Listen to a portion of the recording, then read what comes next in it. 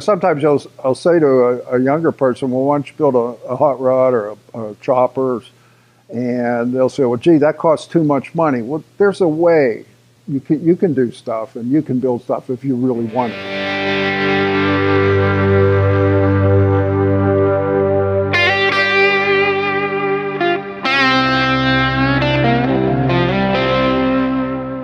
I guess it was about 1958 or so. I was 13 years old. Never liked sports, stick and ball sports, any of that stuff. My friend had a homemade motor scooter down on Carlisle Street in Natrona Heights, and he let me ride it. I was 13, and I just was taken by that. I went home and bought parts, bought one that somebody else built out of pipe. And this was before mini bikes. We built mini bikes in the 50s. I was the only guy in my shop class in 9th grade when I was 14 to weld, and the teacher never welded. They had a brand new Lincoln welder, and he gave me the book. So I started making grapes and boogers and learned to weld. I thought, boy, if you could weld, you could just do anything. And after that came lathes and mills and drill presses. And I got in with a gang of gearheads that rode Whizzers in Natrona Heights. I had a Whizzer, had a couple of them, never paid more than 20 bucks for one, and learned mechanics and rebuilt my first motor. The Whizzer had a rod knock. I didn't know what that was. I thought that was supposed to be there. And then an older guy showed me how to put new inserts in the crank on the big end of the rod, and things went from there. Graduated a Harley Hummer and then a Triumph Cub, which I rode the wheels on. Meanwhile, in between all this, I'd work in a machine shop in the evenings, a gas station in the daytime. And then I worked in a body shop, a high-end body shop, doing mostly Corvettes and sports cars. And I learned glass work, and then I started doing Corvettes on my own. I'd buy totals and do them. But all the while, I still like to machine and weld and make stuff. In 67, I started racing, and I raced from 67 up into the mid-1970s. And I had a Class C license. I flat tracked, road raced. I did some of the very first motocross in this area. Was more like a hare scramble. It was through creeks and everything else. My first racing started in 67 in the Western Pennsylvania Scrambles Association. And these were really nice TT tracks. The nicest of all was Butler. The Butler Motorcycle Club that Andy's an Audi sponsored for years and years. They had a farm with a huge TT track, a short dirt oval, and a dirt drag strip. So after a few years of that, I applied and got a Class C license, and I started to flat track all over the Midwest with not much success. I was getting older, and it certainly was a young man's game. And I mean, if you're 28 and the guy next to you is 18, that's a huge difference in flat track. And I remember racing with the Springsteen brothers. Everybody knows Jay, but he had a brother Ken who was equally as good, but I know whatever happened to him. I got to race some road racing, Daytona twice, rode Atlanta, Pocono, and that was a lot of fun. But the dirt on the flat track dirt track, one wise man once said, look in the dictionary under the word race and it'll say flat track. Everything else is something else. In about 75 or so, 74, 75, 76, I met Eric Buell. We started a little business in my mom's basement called Pittsburgh Performance Products. Eric's father was a patent attorney, and he helped a guy that invented alclad aluminum. Those are the pots and pans utensils that are aluminum inside with a thin sheet of stainless on the outside. And then it revolutionized cooking, I guess. Well, Eric, he said, these are going to make disc brakes for road racers. He was so racing oriented. The guys at Road Race are really nuts on weight and things like that. And so he would get sheets of that and would cut them out and made disc brakes for different Yamahas primarily. Eric was really funny, and he was really a driven person, but he was haphazard. I couldn't slow him down to, I'm a tool and die maker, so I do things very methodically, very neatly, and Eric would just slap stuff together and do this and do that. He was an incredible rider, as many of you No, he was a fantastic rider. He rode too hard. He either crashed or won.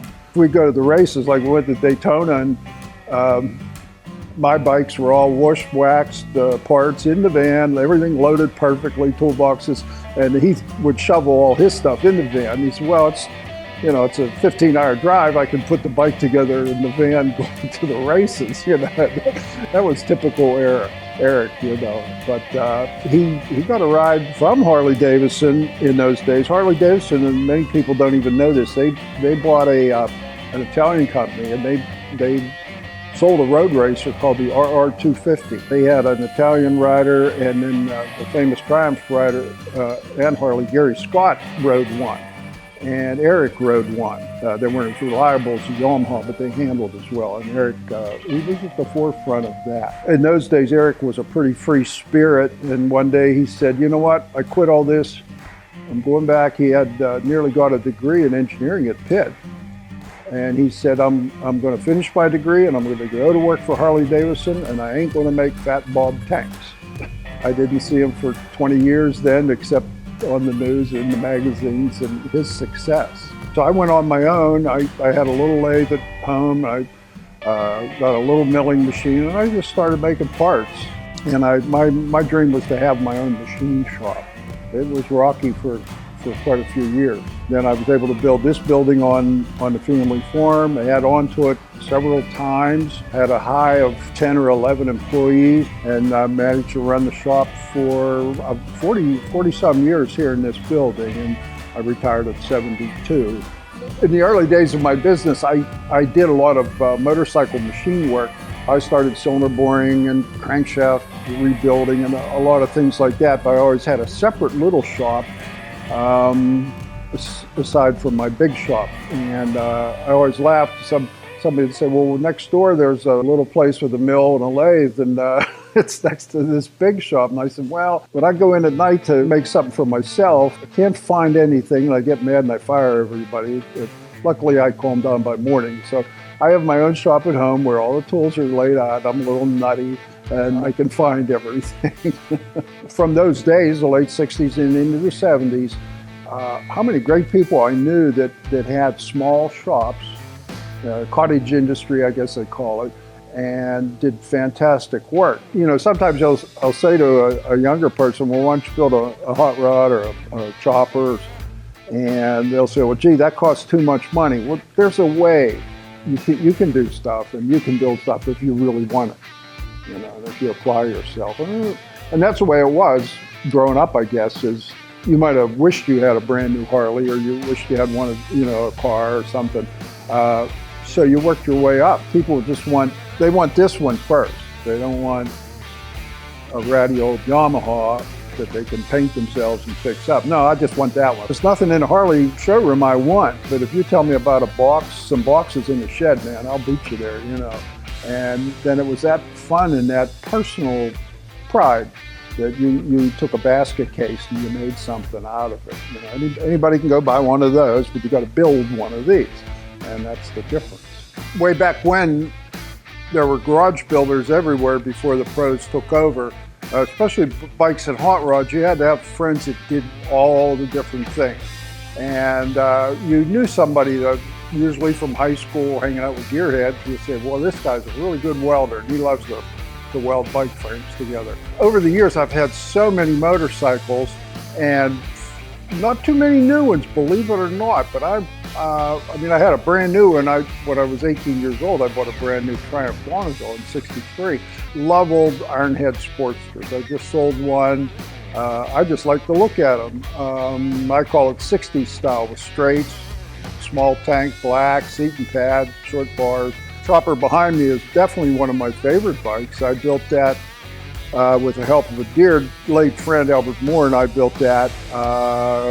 And it's a brand new Harley motor and Yaffe frame and tin work. After I got rid of the business and I had a little bit of time, it seems like I'm busier now than ever, I had an opportunity to buy a couple Triumph 500s that had been sitting out. So I scooped those up, and one's finished, the purple one we looked at earlier. I loved Triumphs when I was a kid, and I took a particularly liking to the Cubs. That was a 200cc little trail model.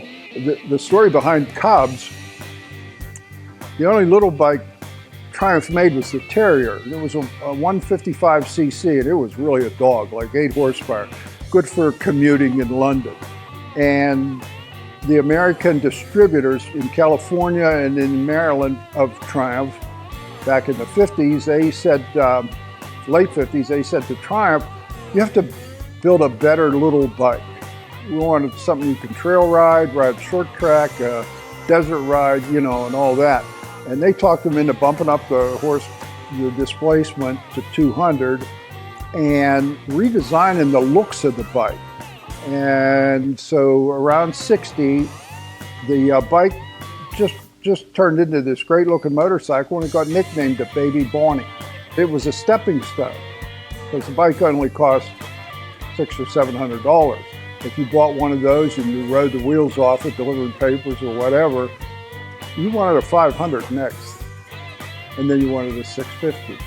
The older guys like myself really liked them and feel an attachment to them. In the early 70s, when I did motorcycle work, I had picked up a dealership for a dirt bike made in Mexico, of all places, and one made in England, which fizzled out real quick.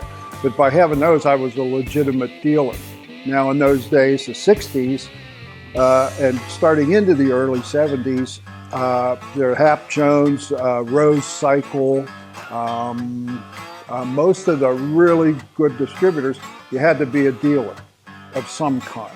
So it didn't have to be a Harley-Davidson or a Triumph, but it could be a small dirt bike dealership. And so I had my letterheads made up. A friend's dad was a printer, and that's when some great American distributors came along that sold to everybody. And I think that was a big help for the little garage shops, that you could buy exhaust systems, racing parts, and that was a real big help to the little guy. And they came and went and so on. Now, Dennis Kirk is really amazing because of so many things. There's a variety of parts, the speed, the ease of ordering. You know, you pick up the phone and just whip out a part number and it's in your shop in a day or two.